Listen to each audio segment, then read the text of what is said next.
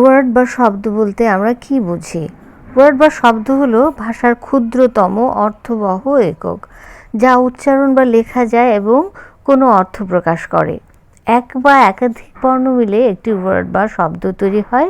উদাহরণ: খ্যাট, বিড়াল; বুক, বই; ওয়াটার, পানি। আরও সহজভাবে বললে, আমরা যখন কিছু বলতে চাই, যেমন কোনো জিনিসের নাম, কোনো কাজ, কোনো গুণ, তখন যেসব ভাষার অংশ ব্যবহার করি সেগুলোকেই ওয়ার্ড বা শব্দ বলা হয়। সংক্ষেপে ওয়ার্ড হলো শব্দ, এখানে আওয়াজ নয়, আর শব্দ হলো অর্থবহ ভাষিক একক। A word is the smallest meaningful unit of a language that can be spoken or written and used to form sentences. Another definition of word. A word is a group of letters that carries a particular meaning.